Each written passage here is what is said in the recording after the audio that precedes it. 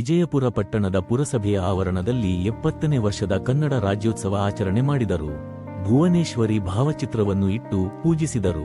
ಪುರಸಭೆ ಅಧ್ಯಕ್ಷೆ ಎಸ್ ಭವ್ಯಾ ಮಹೇಶ್ ಹಾಗೂ ಪುರಸಭೆ ಸದಸ್ಯರಾದ ವಿ ನಂದಕುಮಾರ್, ಕವಿತಾ ಮುನಿಯಾಂಜಿನಪ್ಪ ಸೇರಿದಂತೆ ಪುರಸಭೆ ಸಿಬ್ಬಂದಿಯವರು ಪುಷ್ಪಾರ್ಚನೆ ಮಾಡಿದರು.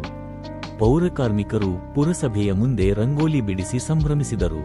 ಪುರಸಭೆ ಪರಿಸರ ಇಂಜಿನಿಯರ್ ಶೇಖರ್ ರೆಡ್ಡಿ, ಆರೋಗ್ಯ ನಿರೀಕ್ಷಕಿ ಲಾವಣ್ಯ, ಸಮುದಾಯ ಸಂಘಟಕ ಶಿವನಾಗೇಗೌಡ, ದ್ವಿತೀಯ ದರ್ಜೆ ಸಹಾಯಕಿ ರೂಪಮಣಿ, ಹೇಮಾವತಿ, ಸಹನಾ, ಜನಾರ್ದನ ಜಿ, ಪೂರ್ಣಿಮಾ, ಮಮತಾ, ಮಂಜುನಾಥ್, ಫಹದ್, ಮುಖಂಡ ಮಹಬೂಬ್ ಪಾಷಾ ಮುಂತಾದವರು ಹಾಜರಿದ್ದರು. ಎನ್ ಭಾಸ್ಕರ್ ಬಾಬು ಜೊತೆ M Muninarayana, SPM news, Vijayapura.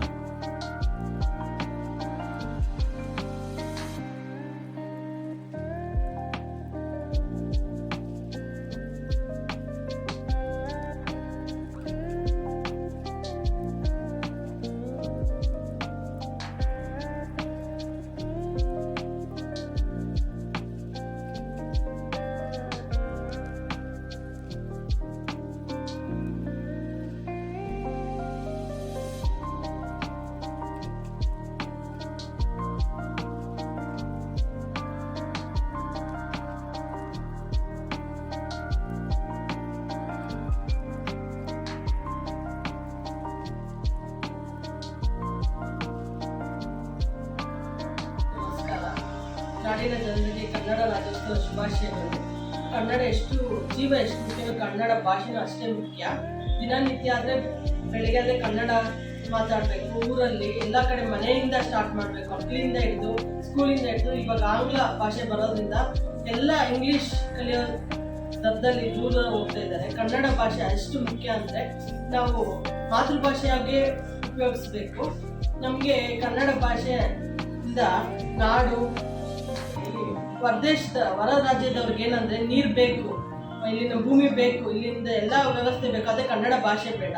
ನಮ್ಮ ಕನ್ನಡದವ್ರು ಏನು ಮಾಡಬೇಕಂದ್ರೆ ಅವ್ರಿಗೆ ಕನ್ನಡ ಕಲಿಯೋ ನಿಟ್ಟಿನಲ್ಲಿ ಕನ್ನಡ ಭಾಷೆನ ಉಳಿಸೋ ಇದರ ದರದಲ್ಲಿ ಇರಬೇಕು. ಕನ್ನಡ ಹಿಂಗೆ ನಾವು ಮುಂದಿನ ಪೀಳಿಗೆಗೆ ಕನ್ನಡ ಭಾಷೆಯನ್ನು ಕಲಿಸಿ ಅಕ್ಷರಗಳನ್ನು ಬುಕ್ಕನ್ನು ಓದೋ ನಿಟ್ಟಿನಲ್ಲಿ ನನ್ನ ಅಭಿಪ್ರಾಯ ಹೇಳ್ತಾ ಇದ್ದೀನಿ. ಮಕ್ಕಳಿಗೆ ಚಿಕ್ಕ ವಯಸ್ಸಿಂದಲೇ ಕನ್ನಡ ಭಾಷೆಯನ್ನು ಕನ್ನಡ ಅಕ್ಷರಗಳನ್ನು ಕಲಿಸೋ ಪ್ರಯತ್ನ ಮಾಡಿ ಅಂತ ಹೇಳ್ತಾ ಇದ್ದೀನಿ. ಪುಸ್ತಕದಲ್ಲಿ ಓದೋದಾಗಲಿ, ಪತ್ರಿಕೆಗಳನ್ನು ಓದೋದಾಗಲಿ, ಅದನ್ನು ಓದಿ ಮಕ್ಕಳು ಅಭ್ಯಾಸ ಮಾಡ್ಕೊತಾರೆ. ಅದರಿಂದ ಕನ್ನಡ ಭಾಷೆಗೆ ಇನ್ನಷ್ಟು ಜೀವ ತುಂಬುತ್ತೆ ಅಂತ ಹೇಳ್ತಾ ನನ್ನ ಮಾತು. ಅದೇ ರೀತಿ ನಮ್ಮ ನಾಡಿನ ಸಂಸ್ಕೃತಿ, ನಮ್ಮ ಭಾಷೆ ಎಲ್ಲ ಉಳಿಸ್ಬೇಕು. ಇದೇ ಥರ ನಮ್ಮ ಬೇರೆ ರಾಜ್ಯಕ್ಕೆ ಮಾದರಿಯಾಗಿರಬೇಕು. ಕನ್ನಡ ಭಾಷೆಗೆ ಜೈ, ಕನ್ನಡ ತಾಯಿಗೆ ಶುಭವಾಗಲಿ. ಒಂದು ಬ್ರಿಟಿಷರಿಂದ ನಾವು ಸ್ವತಂತ್ರ ಪಡೆದಾಗ ಆವಾಗ ಪ್ರಾಂತ್ಯಗಳ ಮೇಲೆ ಮೈಸೂರು ರಾಜ್ಯ, ಹೈದರಾಬಾದ್ ಪ್ರಾಂತ್ಯಗಳು, ಈ ಥರ ತಮಿಳುನಾಡು ಮದ್ರಾಸ್ ಪ್ರಾಂತ್ಯ ಅನ್ನುವಂತಹ ಪ್ರಾಂತ್ಯಗಳಲ್ಲಿ ಒಂದು ರಾಜ್ಯಗಳಾಗಿ ವಿಂಗಡಣೆ ಆಗಿ ರಾಜ್ಯಗಳ ಒಂದು ಸರ್ಕಾರಗಳಿತ್ತು. ಅದಾದ ಮೇಲೆ 1973 ನವೆಂಬರ್ 1ರಂದು ನಮಗೆ ಮೈಸೂರು ರಾಜ್ಯವನ್ನು ತೆಗೆದು ಕರ್ನಾಟಕ ರಾಜ್ಯ ಎಂದು ನಾಮಕರಣ ಮಾಡಿ ಆವತ್ತಿಂದ ನವೆಂಬರ್ 1ನೇ ತಾರೀಕು ನಾವು ಕನ್ನಡ ರಾಜ್ಯೋತ್ಸವವನ್ನು ಆಚರಣೆ ಮಾಡ್ಕೊಂಡು ಬರ್ತಾ ಇದ್ದೀವಿ. ಆ ಒಂದು ಪ್ರತಿನಿಧಿಯಲ್ಲಿ ನಾವು ಇವತ್ತು ನಮ್ಮ ವಿಜಯಪುರ ಟೌನ್ನಲ್ಲಿ ಒಂದು ಕನ್ನಡ ರಾಜ್ಯೋತ್ಸವವನ್ನು ಆಚರಣೆ ಮಾಡ್ತಾ ಇದ್ದೀವಿ. ಯಾಕೆ ನಾವು ಈ ಭಾಷೆ ನಾವು ಹೆಚ್ಚಿನ ಪ್ರಾಮುಖ್ಯತೆ ಕೊಡ್ತೀವಿ ಅಂದರೆ, ಇಡೀ ಭಾರತ ದೇಶದಲ್ಲಿ 7ನೇದು 8ನೇದು ನಮ್ಮ ಭಾಷೆ ಹೆಚ್ಚಿಗೆ ಮಾತಾಡುವಂತಹ ಜನಸಂಖ್ಯೆ ಇರುವುದಂದ್ರೆ ನಮ್ಮ ಕರ್ನಾಟಕಕ್ಕಿಂತ ಸುಮಾರು 8-9 ಕೋಟಿ ಜನರು ಕನ್ನಡವನ್ನು ಮಾತಾಡುವಂತಹ ಜನಸಂಖ್ಯೆಯನ್ನು ನಮ್ಮ ಕನ್ನಡ ಹೊಂದಿದೆ. ನಿಮ್ಗೆ ಯಾಕೆ ಮಾತು ಹೇಳ್ತೀನಿ ಅಂದರೆ, ಇಲ್ಲಿ ನಾವು ಕನ್ನಡ ಅಂತ ಬೇರೆ ಬೇರೆ ಭಾಷೆಗಳಿಗೆ ನಾವು ಆ ಒಂದು ಪ್ರಾಂತ್ಯಗಳ ಒಂದು ಗಡಿ ಪ್ರಾಂತ್ಯಗಳಲ್ಲಿದ್ದಾಗ ನಾವು ಬೇರೆ ಬೇರೆ ಭಾಷೆಗಳಿಗೂ ಅವಲಂಬನೆ ಆಗಿರ್ತೀವಿ. ಆದರೆ ಎಲ್ಲೋ ಒಂದು ಕಡೆ ನಮ್ಮ ಭಾಷೆ ಅಂದರೆ ನಿಜವಾಗ್ಲೂ ಕನ್ನಡ ಅಂದರೆ ನಮ್ಮ ಹೃದಯದಿಂದ ಬರುವಂತಹ ಒಂದು ಧ್ವನಿ ಆಗಿರುತ್ತದೆ. ಯಾಕೆ ನಿಮ್ಗೆ ಈ ಮಾತು ಹೇಳ್ತೀನಿ ಅಂದರೆ, ನಮ್ಮ ಬೇರೆ ರಾಜ್ಯಗಳಿಗೆ ಹೋದಾಗ, ಬೇರೆ ದೇಶಗಳಿಗೆ ಹೋದಾಗ, ಇಲ್ಲ ಡೆಲ್ಲಿಗೋ ಬಾಂಬೆಗೋ ಇಲ್ಲಿ ಇಂಥ ಪ್ರಾಂತ್ಯಗಳು ಹೋದಾಗ ಅಲ್ಲಿ ಯಾರೋ ಒಬ್ಬರು ಕನ್ನಡ ಮಾತಾಡೋರು ಕರ್ನಾಟಕದವ್ರು ಸಿಕ್ಕಿದ್ರೆ ನಿಜವಾಗ್ಲೂ ನಮ್ಗೆ ಎಷ್ಟು ಖುಷಿ ಆಗುತ್ತೆ ಅಂದರೆ ನಾವು ಆ ಖುಷಿಯನ್ನು ಹೇಳ್ಕೊಳಕ್ಕಾಗಲ್ಲ, ಅಂತ ಖುಷಿ ಆಗುತ್ತದೆ. ಯಾಕಂದರೆ ನಮ್ಮ ರಾಜ್ಯ ಆಗಿರ್ಬೋದು, ನಮ್ಮ ಒಂದು ಭಾಷೆ ಆಗಿರ್ಬೋದು, ನಮ್ಮ ಊರಾಗಿರ್ಬೋದು, ಅಷ್ಟು ಪ್ರೀತಿ ನಾವು ಹೊರಗಡೆ ಹೋದಾಗಲೇ ನಮಗೆ ಸಿಗೋದು. ನಾವು ಡೆಲ್ಲಿಗೆ ಹೋದಾಗ ಯಾರಾದರೂ ಒಬ್ರು ಸಿಕ್ಕಿದ್ರೆ ಕನ್ನಡ ಅಂದರೆ ಅವ್ರ ಭಾಷೆಗೆ ಹೋಗಬೇಕು, ಆ ಮನೋಹಿತೆ ಬರಬೇಕು. ನಾವು ಶಾಂತಿ ಪ್ರಿಯರು, ಎಲ್ಲ ಭಾಷೆಗಳನ್ನು ಪ್ರೀತಿಸಿ ವ್ಯವಹಾರವಾಗಿ ಪ್ರೀತಿಸಬೇಕು.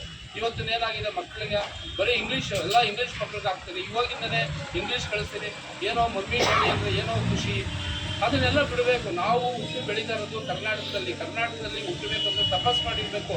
ಭಾರತ ದೇಶದಲ್ಲಿ ಹುಟ್ಟಬೇಕು ಅಂದರೆ ಪುಣ್ಯ ಮಾಡಿರಬೇಕು. ಇಂಥ ತಪಸ್ ಮಾಡಿರೋ ಹುಟ್ಟಿರೋ ಈ ದೇಶದಲ್ಲಿ ಯಾಕೆ ಕರ್ನಾಟಕ ಇಷ್ಟೊಂದು ಹಿಂಗೆ ಇದೆ? 8 ಜ್ಞಾನಪೀಠ ಪ್ರಶಸ್ತಿಗಳನ್ನು ಪಡೆದಿದೆ. ಇವತ್ತು ಕರ್ನಾಟಕದಲ್ಲಿ ಏನಿದೆ ಸಂಪತ್ಭರಿತವಾದ ರಾಜ್ಯ ಇದು.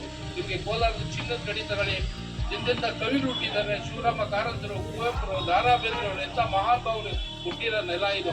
ಹಂಪೆ, ನೀವು ಶಿಲ್ಪಕಲೆ ಬನ್ನಿ, ಹಂಪೆ ಮೀಸಳ, ನೀವೆಲ್ಲಿಗೋದು ಶಿಲ್ಪಕಲೆಗಳಲ್ಲೂ ಕಮ್ಮಿ ಇಲ್ಲ. ನೀವು ಮಲೆನಾಡು ಕಡೆ ಹೋಗಿ ಸಂಪತ್ಭರಿತವಾದ ನೀವು ಮಲೆನಾಡನ್ನು ನೋಡ್ಬೋದು.